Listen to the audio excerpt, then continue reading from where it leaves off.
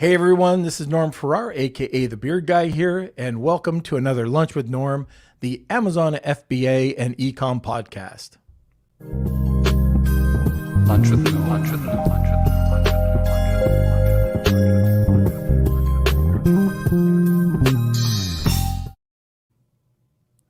Okay, so on today's episode, we're going to be talking about cash flow. Yes, we need cash flow. We always talk about one of the worst things that could happen in an Amazon account is getting into business and not understanding your capitalization, how much cash flow you need. And today we're going to be talking about easy steps to improve cash flow for your ecom business and really kind of understanding what cash flow is and how to forecast it. And today we're going to be joined with Pip Harland. She's a returning guest. I think you're going to love the topic today. So if you do know anybody who wants to maybe is a brand new ecom seller or Amazon seller, let them know this is what we're talking about and join the podcast. Okay. So before we get to Mr. Kelsey, I just want to give a great big thank you to our sponsor, Global Wired Advisors, a leading digital investment bank focused on optimizing the business sale process. For more information, call Chris and his team over at globalwiredadvisors.com. Now, Kelsey. Hello. Let's get focused, whatever I said, focused. Yeah, I messed it up. Move past that. Yeah. We won't think of that. We won't even bring it up again. Yeah. All right. How are you doing? I'm doing fantastic. I am noticing that the streaming is still kind of iffy on the one platform in our Facebook group. So I am going to post it into your personal Facebook group. So if you're just joining, we'll figure that out shortly. But yeah, welcome everyone. Happy Monday. How was everyone's weekend? What did you get up to?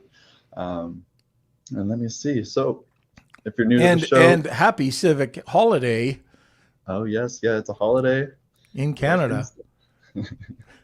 So if you're new to the show, smash those like buttons. Join our wonderful, incredible Beard Nation community, Lunch with Norm, Amazon FBA, and Ecommerce Collective. We have our Facebook group. Also, if you're interested in a little extra content, more of the beard, or if you just want to buy me and Norm a monthly cup of coffee, that's just, you can visit our paid membership area on our website, lunchwithnorm.com. And yeah, you can join there. And if you have any questions for Pip and Norm, if you're wondering about cash flow, if you don't even know what that word means, put in the comment section. This is open for everyone. So whether you're a beginner, intermediate, advanced, I think they're going to be tackling everything. So do you feel welcome. That you're under pressure, Kels? Because nobody can see, but you're surrounded by people, aren't you? People right now, and a dog too. And a dog. So you're under pressure. Yeah. Okay. So first of all, let's say welcome to some of our listeners. Jessica, Rosalind, Marcia, Amar, Simon. Yes. Happy Monday, Beardos. Daniel, Andrew, Mark, and Manny. So what's that, Kels? I also want to Are you going to interrupt me more? Oh, no. Well, I want to give a quick shout out to a new Patreon subscriber, Rachel. So thank you, Rachel, for thank you, us. Rachel. And we just want to give you a quick little shout out. And to all of our Patreon supporters, we got a bunch here in the comments already. But anyways, I'm going to get going. Get off the screen. All right. So if you do have any questions, throw it over in the comment section. Now, sit back, relax, grab a cup of coffee, and enjoy the episode. Hello. Hey, welcome back. Thank you for having me, and happy Civic Day. I didn't realize it was a holiday in Canada. It's a holiday. Shame. Yeah, you could tell Great Britain that they need to have a holiday too. That would be great. Well, you have these holidays that are like months long, don't you, over in Europe? We do. We have long summer holidays compared to you guys, and we have a lot of bank holidays too, but we'll never say no to more holidays. Yes, I won't. If Kelsey could stop being such an annoyant and I could get him to be the podcaster, maybe I could take off one of these days. Wouldn't that be lovely? That's a thought. Hey, Pip, for those of us who don't know you, can you just give us a bit about yourself and your background, what you're doing? Yeah, absolutely. So my name's Pip Harland, and if you can't tell from the accent, I come all the way across the pond from the UK. And I am a chartered accountant, and I have my own e-commerce business, and I now help other e-commerce business owners get in charge of their systems, get on top of their cash flow, get on top of all their numbers, and really get the back end of their business sorted so they can scale without the stress and build their business in a way that really suits them and suits what they want out of life. You know, if we dive right into this, cash flow, or even understanding cash flow, is something that a lot of people getting into business don't really understand. They'll go in and they'll go to their QuickBooks and they'll download their P&L and their balance sheet, or mostly their P&L. And then they don't look at that other report. And it's probably the most important report of all is cash flow. And so I really wanted to kind of dig into it, even if you're, new, intermediate, or advanced, just to kind of go through cash flow. And I think where we could start is, what is cash flow forecasting? How is that different from profit forecasting? Great question. And you're so right that we dive into business and there's so much focus on sales often, how many sales you're making, which is just your top line revenue, which is a good number to be focused on, but it's not the only number to be focused on. And then obviously your P&L, and we forget about cash flow. So how I like to think about it is your P&L and your profit, that's all about telling you about whether your business has got legs long term. Are you making a profit? Is it something that continue long term? But your P&L is...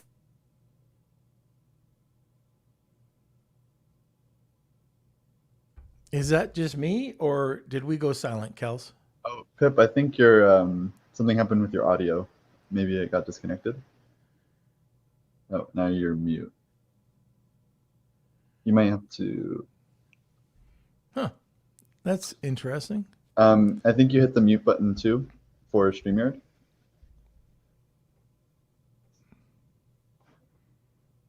No, there's a button in the StreamYard tab, and you should be able to unmute it.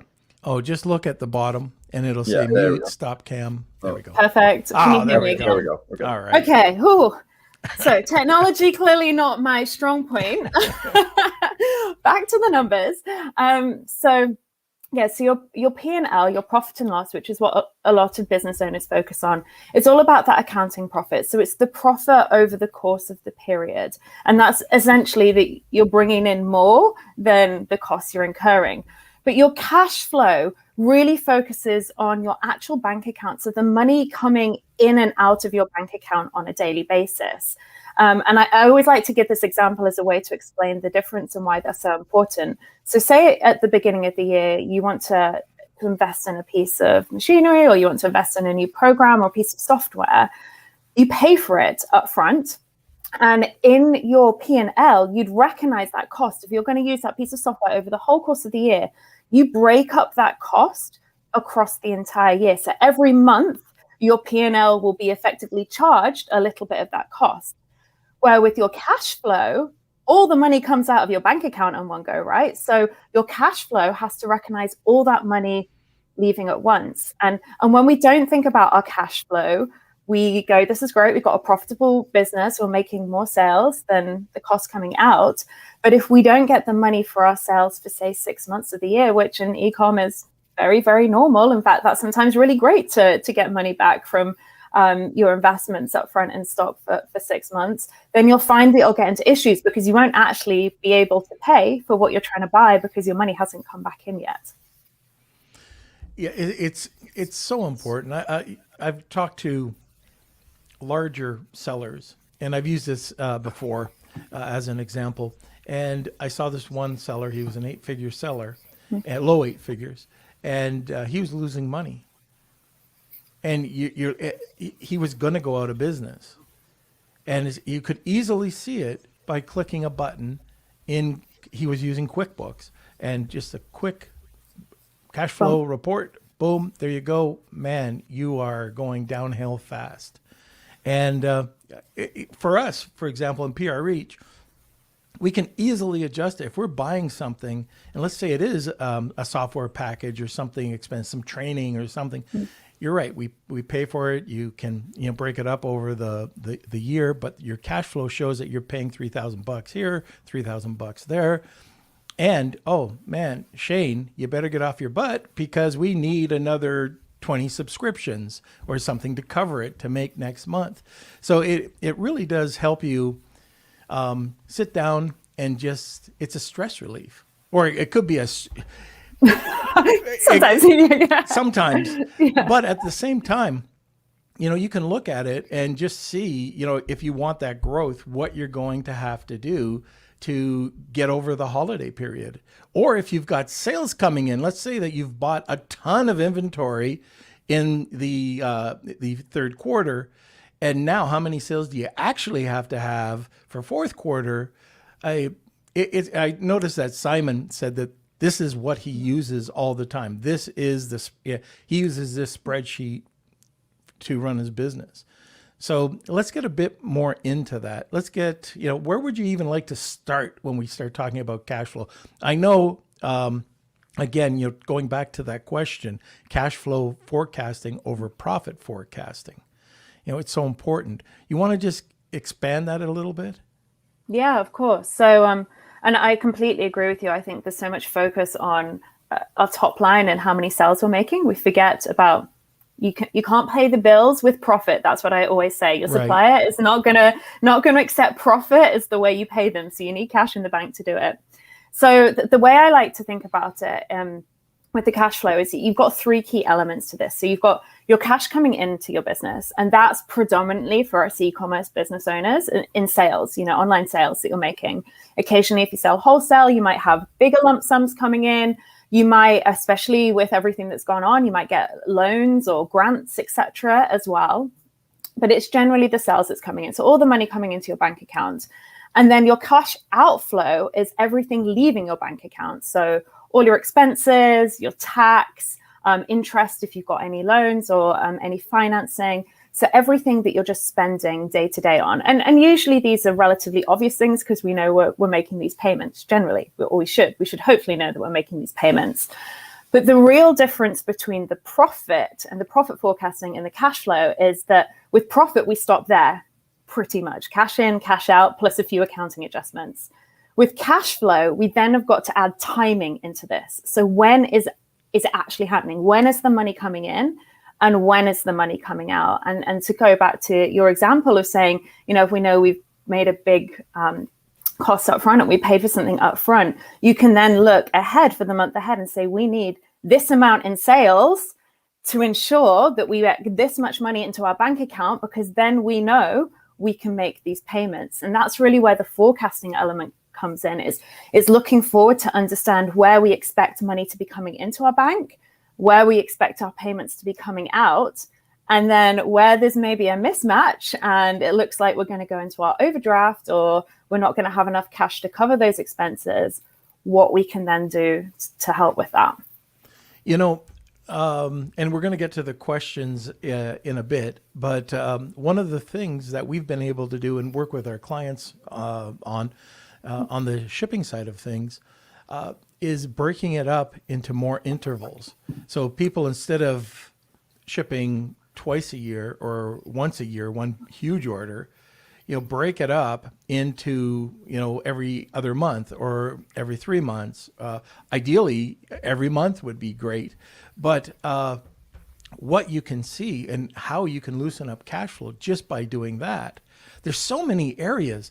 So even when you're ordering, if you're ordering and you're paying a heavy deposit, or let's say it's 30% and then 70 as it's once completed, well, try to loosen it up. If you get 20%, and if you could work terms out, or even a combination of all of those, it all loosens up your cash flow.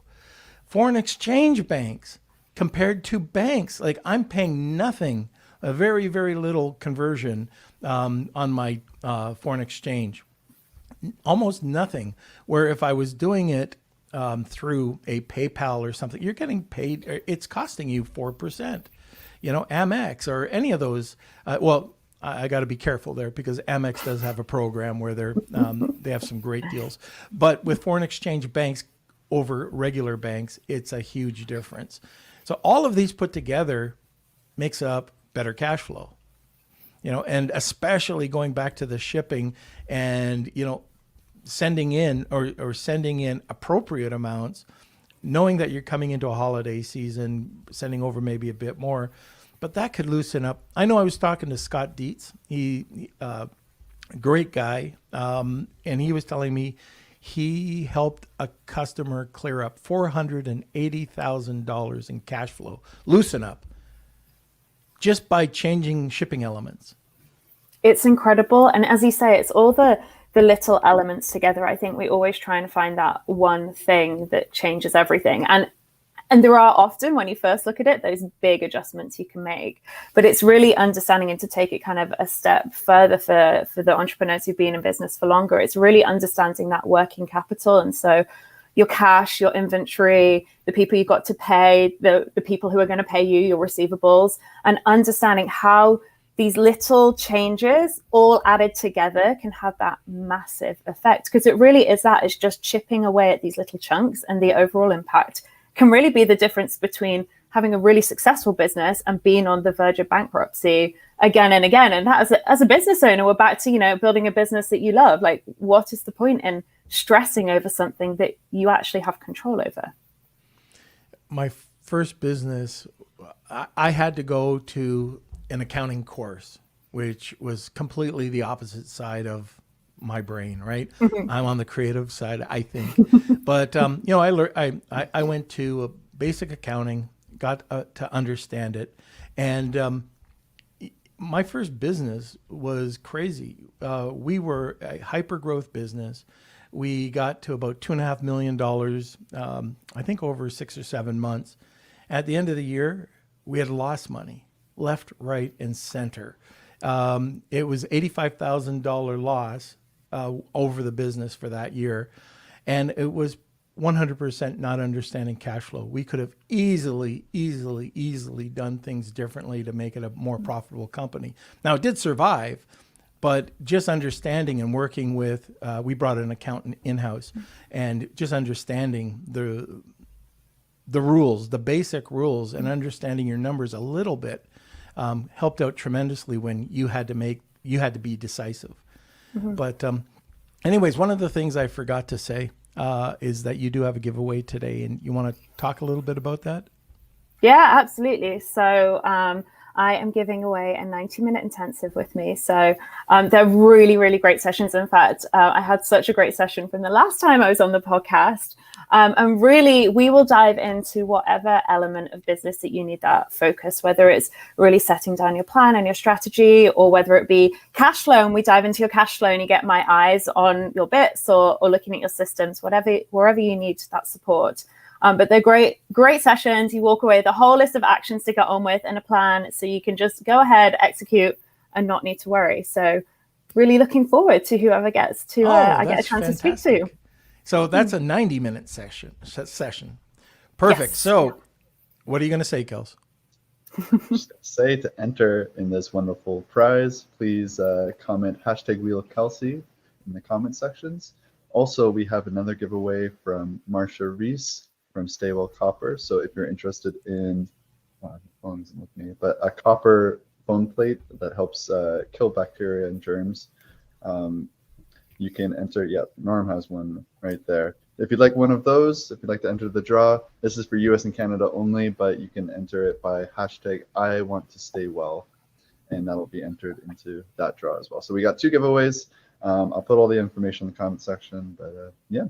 That's the funnest part of the whole podcast, and he stole it away from me. He's just grabbing more bits and pieces of everything. So anyways, he wants to take control. Well, maybe you'll get your holiday. You never know. Here we go. Maybe. I don't know. So #WheelofKelsey, and also I want to stay well. Also, if you do tag 2 people in the group or outside of the group, you'll get an extra entry. Okay.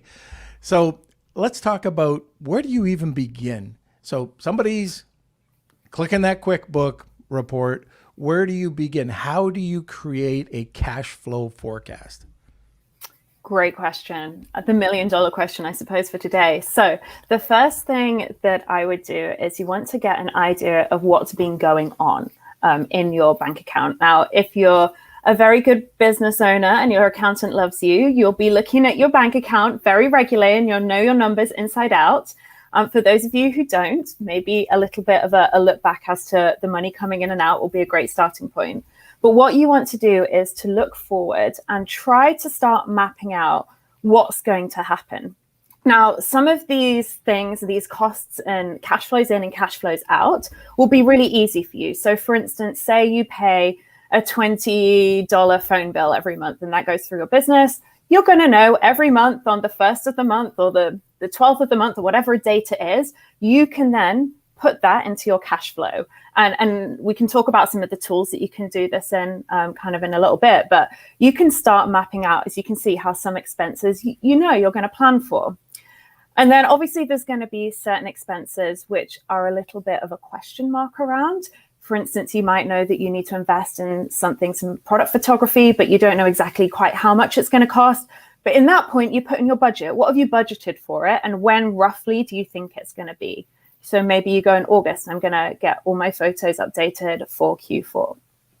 And then similarly with your sales and your cash coming in, you can do a similar thing. And then this is really where the more data you have, the easier it is, because you can look back at trends and look at how well your business has grown, which products are doing well. You can also do that sense check and go, how much do I have to sell? And how much do I usually sell? And how quickly do I sell it? And work from there, how much money you think you're going to get in. And then obviously taking into account any kind of sales or anything you have. But it's really about trying to make the best guess possible.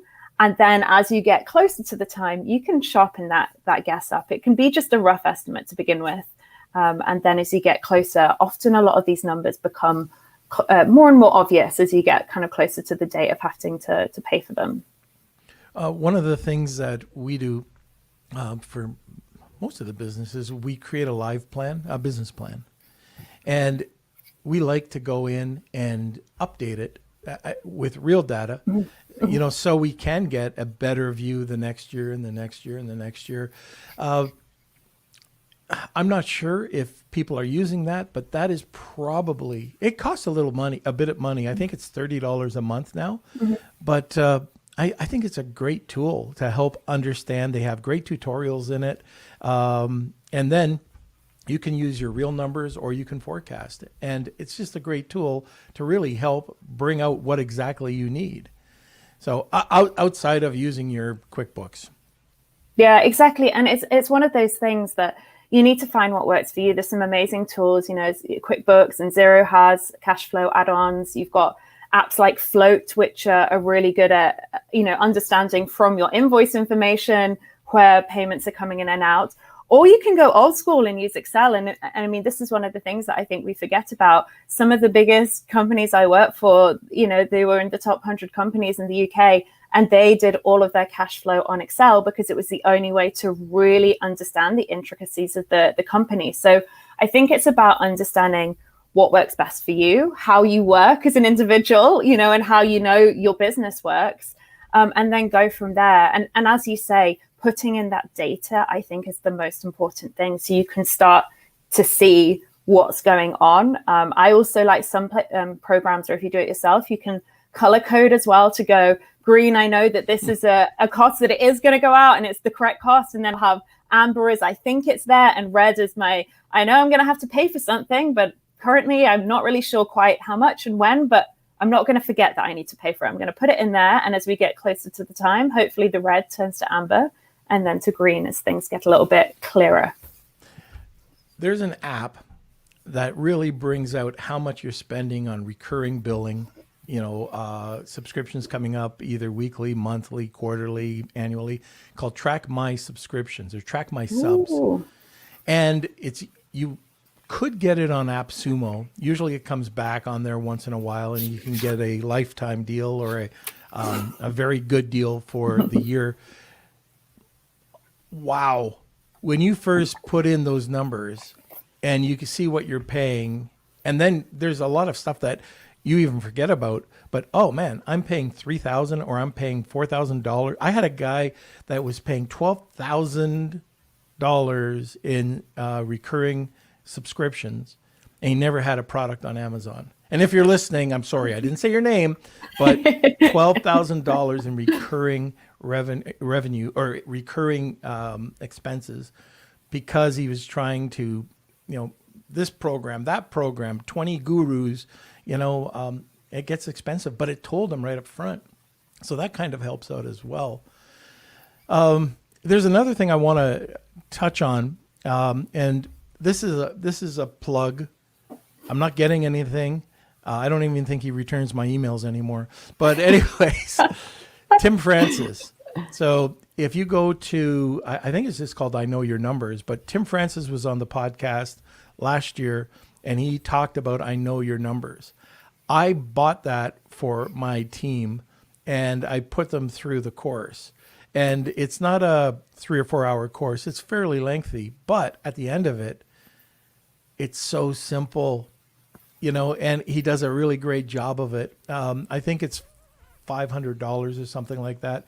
Best $500 you'll ever spend. Again, I don't have an affiliate. I liked it, and I brought my team on so they could understand the basic accounting and, understanding your numbers, even as it works with ecom and PPC and how that affects, the end game. So anyways, that's it. Enough plug for a guy that doesn't return my emails.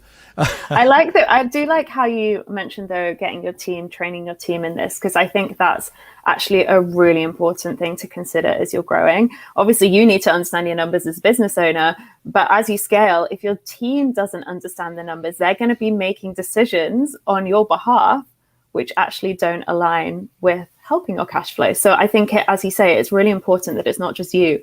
Everybody in the business understands how their little part of the business and the costs affecting that then have this knock-on effect across the rest of the team. Right. I saw a question from Faye, and I think it is Profit Factory. Maybe Kelsey can check that. I think it's called profitfactory.com. It's profitfactory.com. I'm not sure if the Know Your Numbers training is still available. Yeah, it is. It's just you got to go through the different courses. There's one on spreadsheets, working like Excel spreadsheet formulas that save time and money. So and that's just another course. He's got about 4 or 5 there, but one is definitely, it's called I Know Your Numbers. Okay. Fantastic. Yeah. So, all these little things help out, right? You're new to the business, or even if you're doing fantastic in Amazon, but you're again, the company that came to me with the 8 figures, they were doing great. Why look at the numbers until it's too late? Or you go to sell your business, and all of a sudden, you were on an incline. Now you're, just falling. And I don't think any private equity or aggregator is going to look at that and go, oh, I got to spend my money on a declining business. No, it's so true. Once you get to that scaling stage and your fixed costs become bigger, it's really easy when you're starting out to make these adjustments. But as those fixed costs get bigger and you have team to pay for and things like that, you have to be on top of it. Otherwise, as you say, you'll fall very quickly and eat through that cash without really realizing it's happening, because it looks from a top line perspective that the sales are flowing in. So what's there to worry about? Right. So let's talk about, how do you manage your cash forecast? Yeah. So once you've had a look at where you're at, and you've looked forwards to where you think you're going to be and the money coming in and out, you'll probably find that you get some gaps. And it might be oh goodness moment where you look and you think, oh, I got to pay this bill. And I don't know quite where the money's coming from. Or it might be so similar to one of the clients I've been working with recently. They're upgrading and buying a new warehouse. And, you need a lot of cash up front to put the deposit down for a bigger warehouse. So how does she find all this cash to make sure that she can do this at the right time? So I think the thing you want to think about then is it the problem that you have too much cash sitting there or too little? When we can move on to too much cash, because that's less of an issue. Realistically, it's a lovely position to be in. And there are issues with just sitting on cash. You know, that's not the most effective if you want to grow your business. But in terms of when you recognize that there's a shortfall, you don't know where this cash is coming from, it's then really starting to dig down into what's the reason behind that. And then what changes can you make in order to try and plug that gap? And generally, it'll tend to either be a one-off timing issue. So as you say you've got your orders coming in for Christmas, you put a massive order in with your supplier, you know the bill's coming, you've got the 3 weeks to pay, and you're thinking, oh my goodness, I don't have the cash to pay this. Like, I don't know how I'm going to pay my supplier. And it's a case of, I know the money's coming in over the next 6 to 8 weeks, I just don't have it now. That's one issue around timing. Or it might just be the opposite issue, like we talked about a little bit earlier, where actually it's a recurrent theme. Every month you're a bit short on cash, and that's when it sort of builds and builds and builds. And your approach will be slightly different depending on what the core root of the issue is. When you see that happen, I mean, it's pretty scary. When you see it happen once in a while, that's okay. You know, when you see it and you go, okay, it's going to come back next month. And then when you start getting on your knees and praying, I mean, it really is too late, right? So before you get on your knees and start praying, you know, where can you get funds from that could help with your cash flow? Like, where can you get immediate assistance if you're noticing that, hey, you need cash, your sales might not come in? What can I do to keep the business afloat? Mm-hmm. So here, most of the time, I would say get some short-term finance. And this will depend, obviously, in the UK, what's available to us is probably quite different from what you get in Canada and the US. Your business bank might be a great place to start. I know that we're with someone called Starling, which is kind of one of the FX startups, and they're really great at help plugging those short-term gaps. There's also a huge amount, if you kind of Google in your area, there's a huge amount of short-term finance available. So it's just working out what's best for you and your business.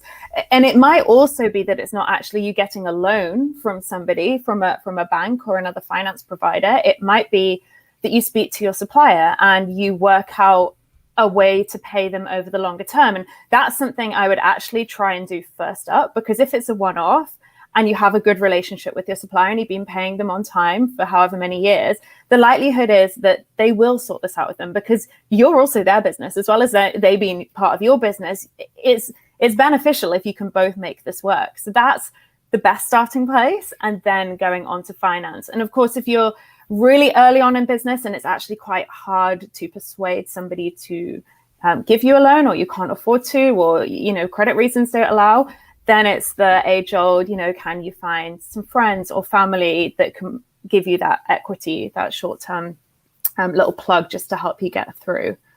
Right. Yeah. I like what you were talking about with the suppliers.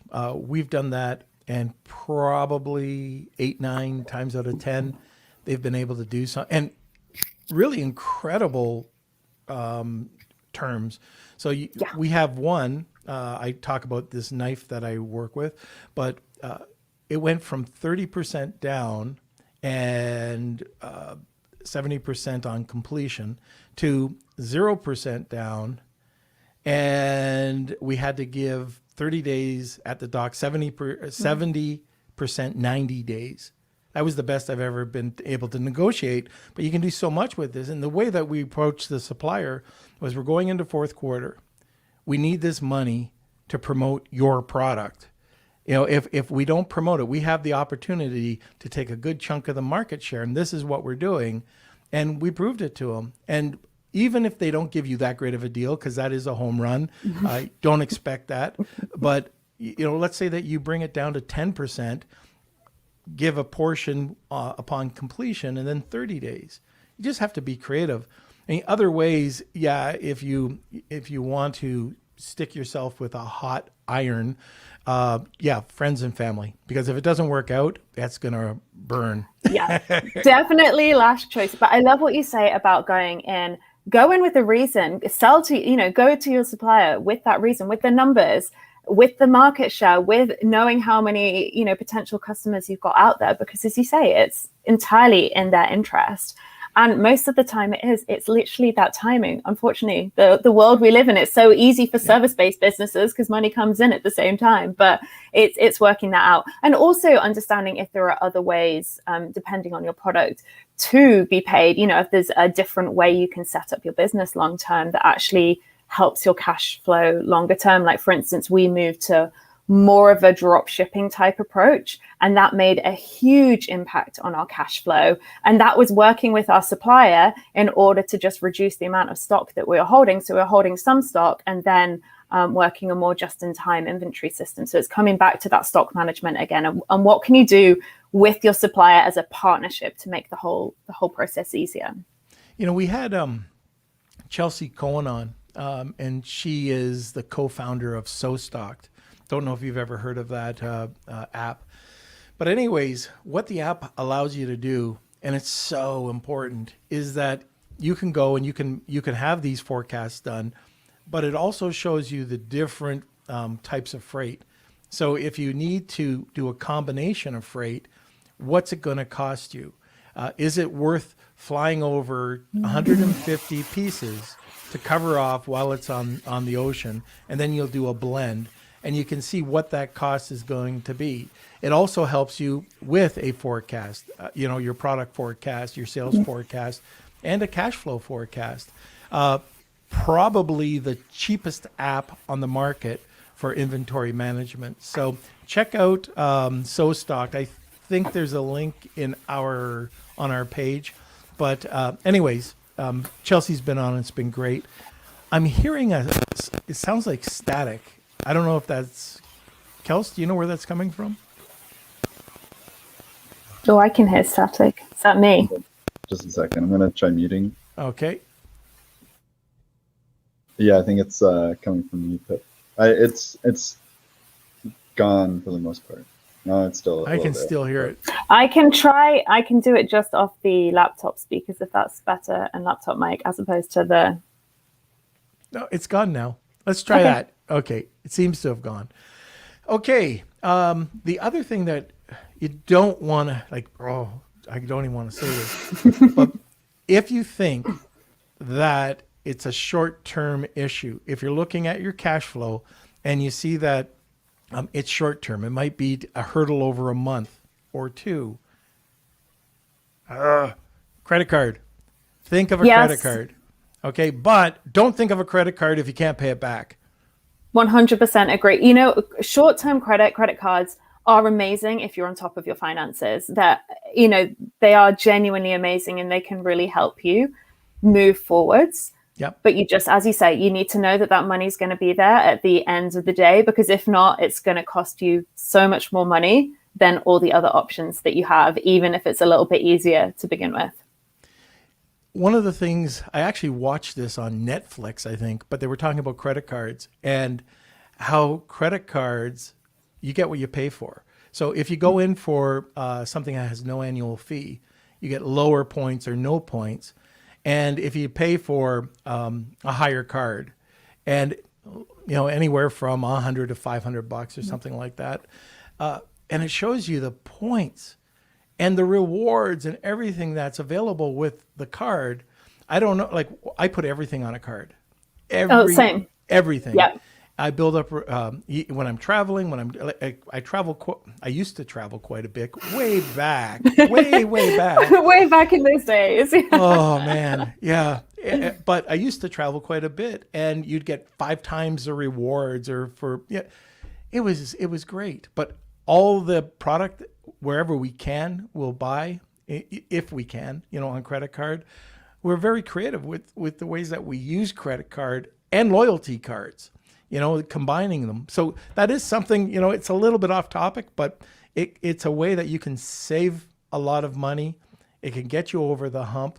And there are all sorts of other methods. Like, you can look at some of these lending platforms, right? Amazon even has one, but take a look. If you've got a store that I believe is US based, has been on Amazon for a year, you could take a look at the seller's funding angle or the ping pong angle and see if you can get a daily or some sort of, I don't know if I'd call it a revolving door. Also, economic development boards. I know here in Canada, I could go, and not only do they help you out, but they'll give you time, they'll give you some coaching, and some will provide very low interest loans. So those are some options for how to increase and get over the hump. Can you think of anything else? Yeah, we have similar in the UK, especially if you're a young entrepreneur. If you're under the age of 30, there's a lot of both grants and basically zero interest loans, as well as mentoring on top of that. A lot of local councils as well have various different loans. And I think actually during COVID, a lot of people didn't realize how much was available, and they were finally shouting out about it because people weren't taking advantage. So I wouldn't be afraid to ask other people locally to live in the area. And I think sometimes geographically it can be a lot easier than trying to kind of work out what works in California is not going to work, say, in London. But ask people locally to you, ask other business owners, and you'll be surprised where you can find short-term loans from, through to grants, through to that funding. There's a lot out there. It's just sometimes quite hard to find. Right. I mean, it's something you got to dig into, right? Yes. Yeah. And there are other ways too. Like if you go to your bank and you could put up some collateral, like, you can get a personal line of credit or something like that. I don't really.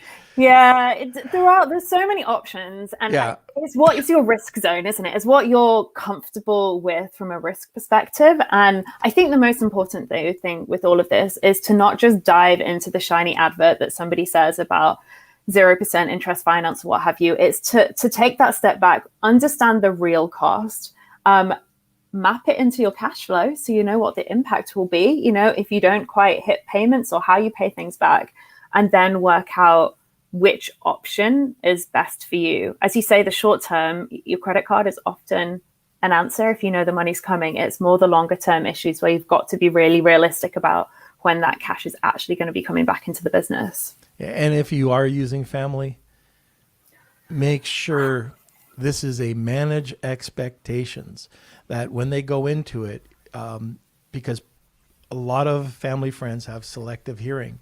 They're investing into you because they trust you, but sometimes things happen and they might lose they have to know upfront.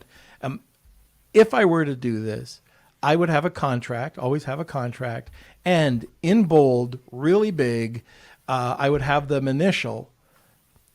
I understand, or I acknowledge that I may lose all my, money or whatever it is. By the way, I am not a lawyer. This total disclaimer. Talk to your lawyer about it, but I would probably do something like that. I would definitely have, ideally a formal contract, or at least an informal contract for certain. And I think, again, with all these things, is you can also think about the fact that maybe you just grow a little bit slower. You don't order quite so much stock. You just take things a little bit more steadily. And there's nothing wrong with that, especially when there's so much information all the time about scaling, growing, as quickly as possible, scale as fast as you can. But there's nothing unsexy about having a business that ultimately lasts a long time and is sustainable. So if it is that you just have to take it a little bit slower and protect that cash, then that's okay too. My buddy, I did a impromptu podcast or live last week. Took him 7 years. He had a vision. He lost money 6 out of the 7 years, but he was determined, and it was in e-com. So, usually in digital, you can lose money. I don't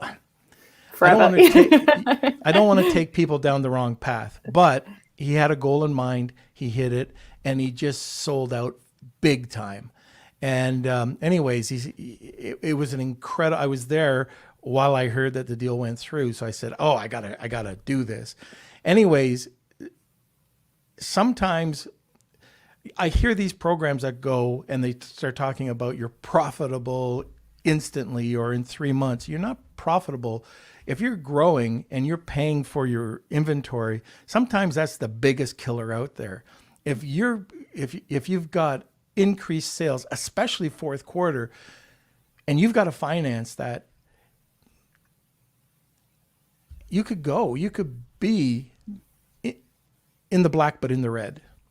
Yes. And that's the thing, I think, as you were saying right back at the start, you've also got to remember that you can make a loss from a P&L perspective, but still have good cash flow, or you can have bad cash flow and be making a profit. They're completely separate. But unless you really understand the numbers and what they all mean, and you're in and out those numbers every day, the business from the outside can look to be brilliant. And actually, when you dive in, it's not, or vice versa. It doesn't appear to be doing overly well, but you're running, you're continuing. And yes, it takes a little bit more time, but you know, when you get that payout and when you reach the goal that you're aiming for, it's going to be so much sweeter knowing that you did it the sustainable way that works, and you're still here however many years later. Right.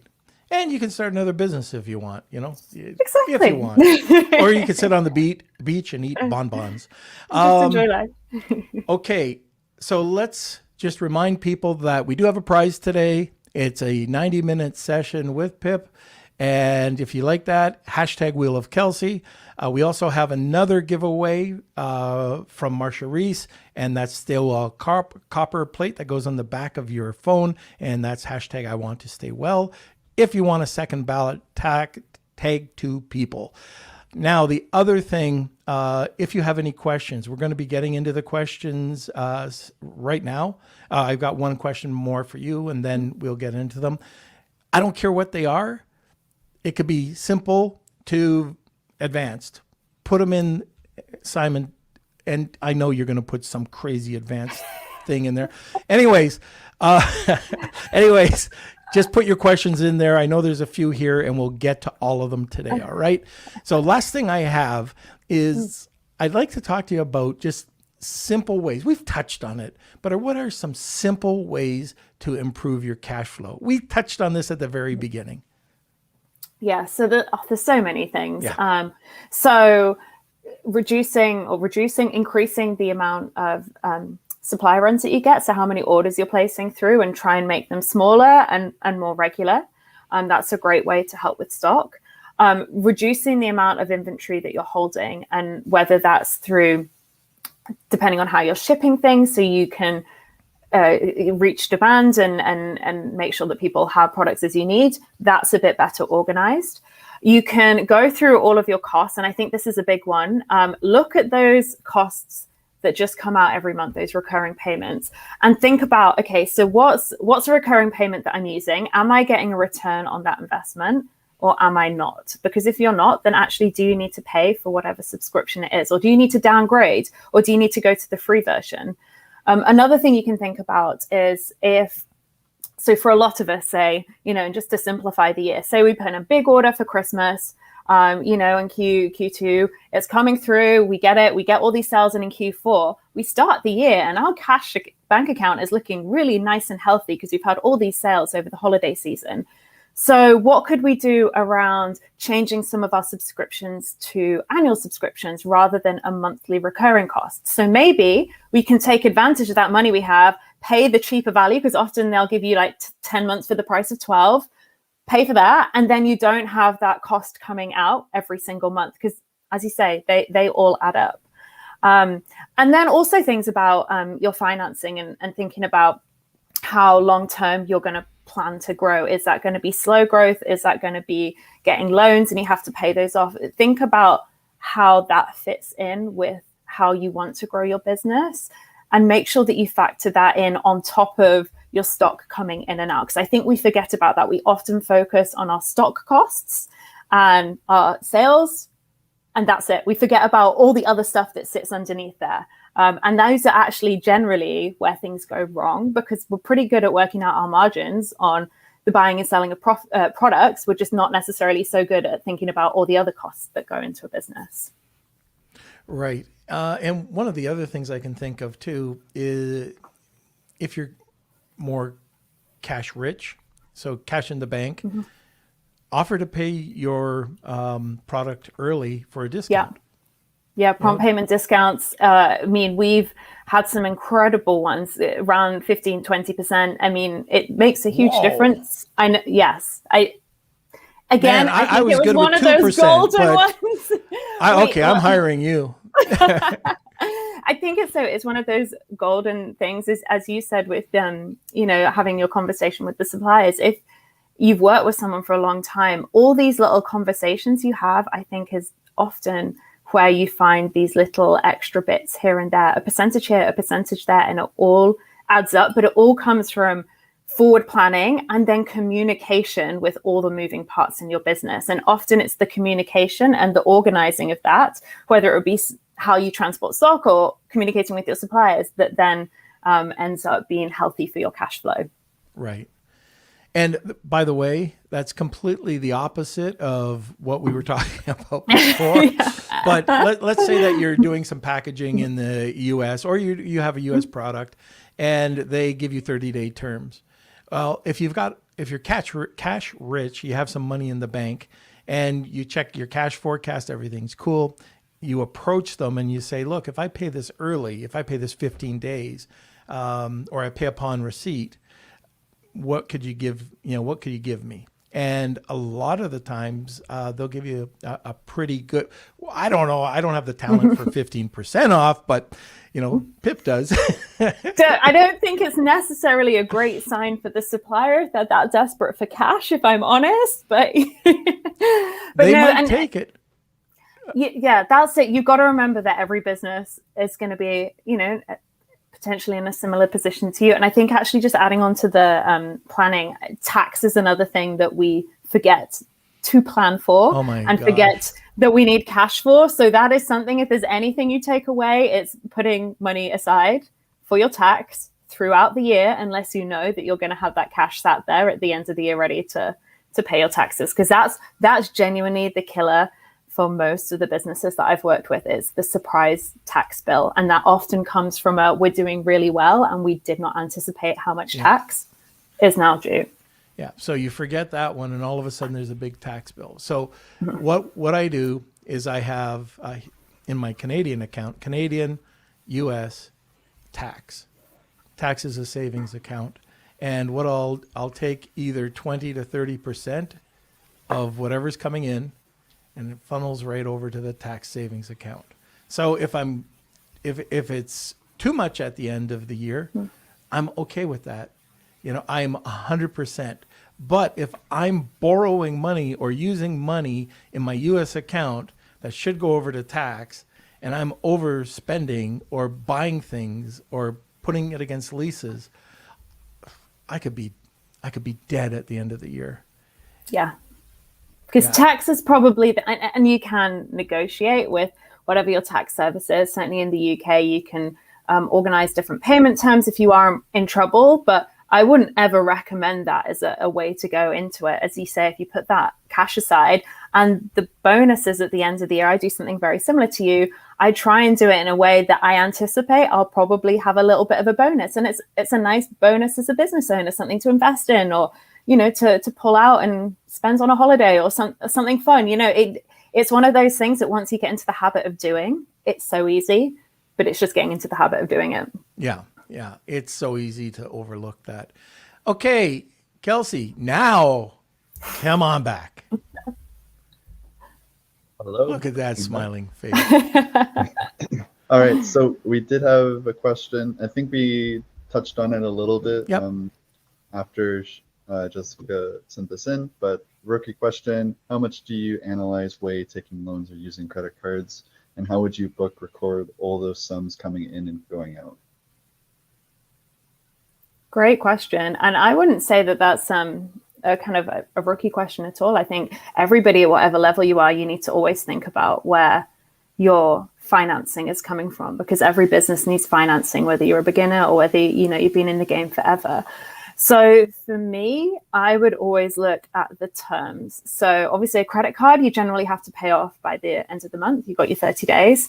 And often the percentage that you pay, if you don't pay that off, the interest you're paying tends to be fairly lethal. It can often be double digits. And so you really want to think about, can I get the money there? So that to me, a credit card is an approach to use when you're definitely getting the money to pay off whatever your credit card bill is. You just don't have it quite yet. Where with some of the loans, I would always balance out how long the loan is for and what that interest rate is, and how the interest rate is set. So some will be variable and they'll match the market based on interest rates within the market. And some will just be fixed. So you'll pay a certain amount, a bit like when you're buying a house, it'll be a fixed amount that you have to pay every single month.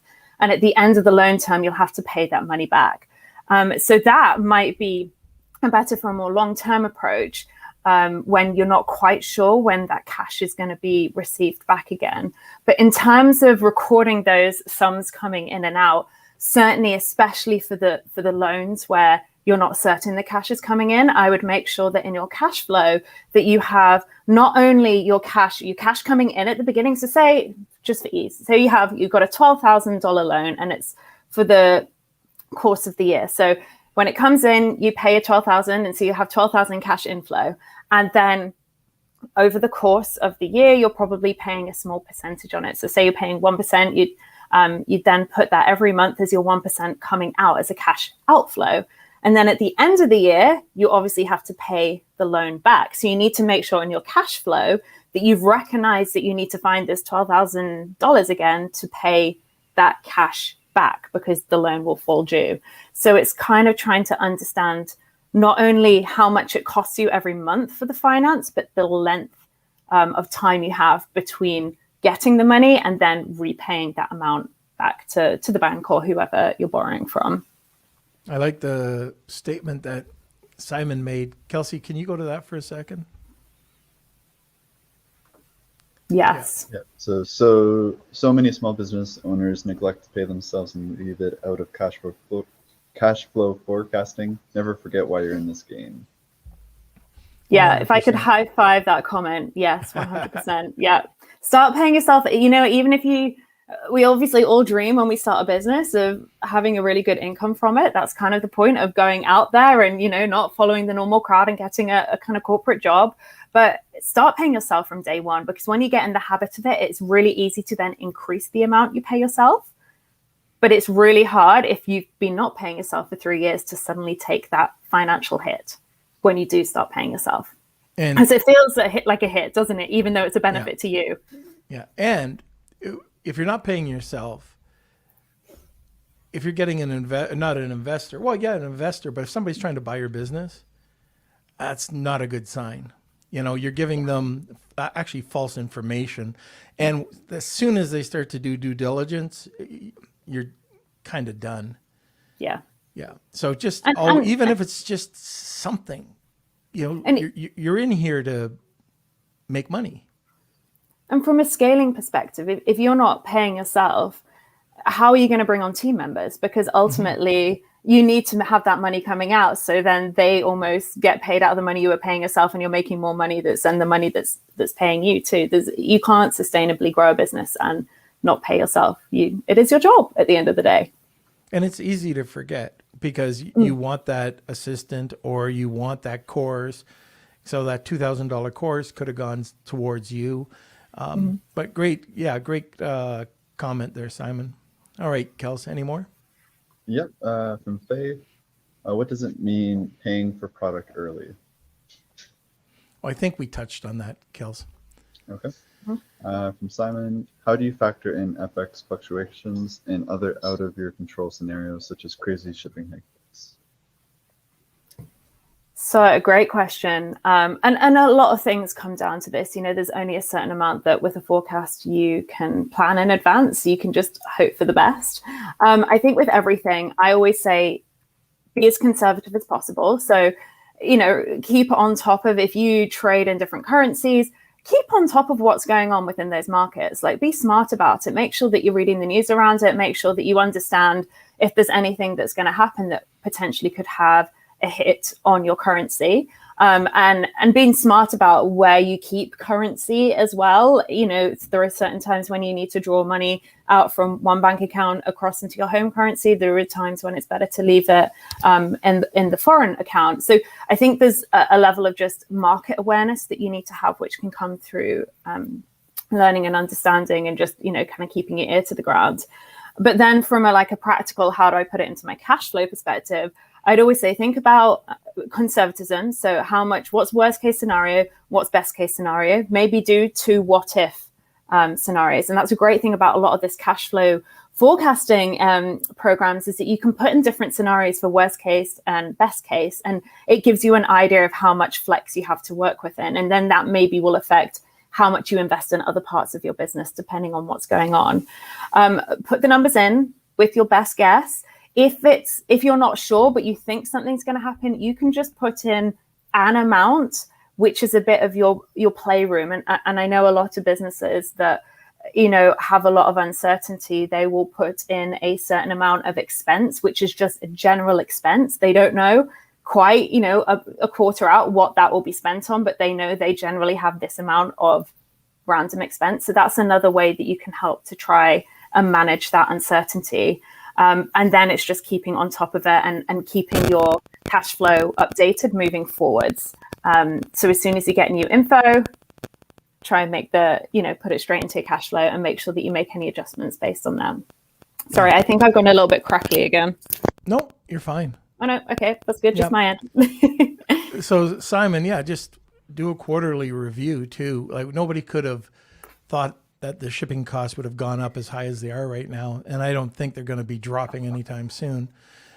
The other thing with your FX, so do what the Chinese do. This is just a suggestion.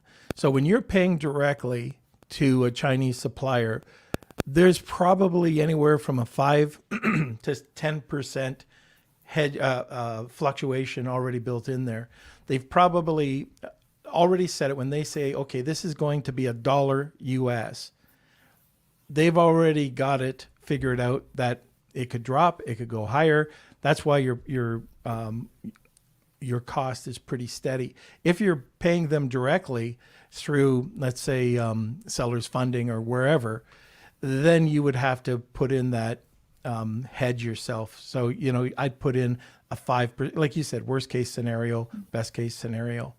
That's probably the only way that you can do it. But if you're paying through Alibaba or something like that, you're already paying an additional fee to the supplier because they've taken that into consideration. So remember that when you're paying through Alibaba. Mm-hmm.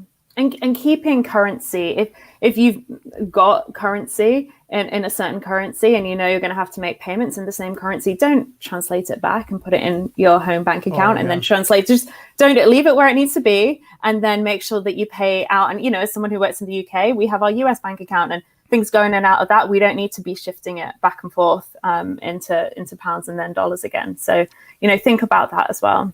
Ask questions too. So quick example. Canada, I have Amazon.com, Amazon.ca. They pay me in US dollars, but it's a Canadian account. Well, guess what? If I kept it in Amazon, like just transferring it over, they take 4%. 4%. So obviously I got out of that, and now it's next to nothing. But if you don't ask, getting hit with 4%, if you're starting to move some product, can be quite a bit of your profit. Mm-hmm. Yeah, it's scary. FX can be a real fun one. So it's just keeping your ear to the ground and keep moving, keep making changes as you need to. Okay, and we have one more question from Daniel. How can we get protected from USA inflation rates? What do you predict that it will be for the USA inflation rate for 2021? Do you recommend any fixed income investments for part of my cash flow? Oh, that's a big question. It's tough. Well, I can't say much about the US inflation rate because I have to admit whilst it impacts the rest of the world. Obviously, my focus is more what's happening in the UK. Again, all these things come down to your risk factor. And I think you need to understand what you're comfortable with, not only as an individual, but also as a business. And this will depend on your own comfort levels. It will depend on how long your business has been working, how profitable business it is, how good your cash flow is, and the type of investments that you're planning on making, and how important it is for you to know exactly the numbers coming in and out of your bank account versus being able to deal with fluctuations. And, some businesses will pay a little bit more to know the exact numbers that are coming in and out of their bank accounts. And others will, take the risk. It's just like buying a house. Do you have a fixed mortgage or a variable mortgage? So it's really understanding, I think, your business and you as a person. And I would definitely, if you've got money on the table, speak to a financial advisor, speak to somebody who can help you based on your particular, specific scenario on what the best steps are for you. I don't know if you've got anything to add to that as another side of the pond. Yeah, Norm. The only thing is when you're talking about the inflation. So let's say it goes up 5%, 10%, whatever it goes up. It's similar to the shipping costs. Everybody's going to experience it. If you're buying product and you're trying to sell it and there's 5% or 10% inflation, or your shipping cost is $20,000 a container, everybody will experience it. So I can't even predict what's going on. You try to look at one channel to another channel. I'm not sure what's going to happen, Daniel. But that's the only thing I think, to keep your ear to the ground. And this is kind of a, what do you call it? A slip away, or, the old, I'm getting out of this question. That's what this is. So yeah, there's no way for me to predict it, or I don't think we can talk about inflation, but don't worry about it. Yeah, that's right, Simon. Yeah. Okay, that's it for questions from the audience. So I guess we can go over to the wheels. Okay. That works for you. All right. So here we go. It's the Wheel of Kelsey time. Enjoy, everyone. It's time for the Wheel of Kelsey.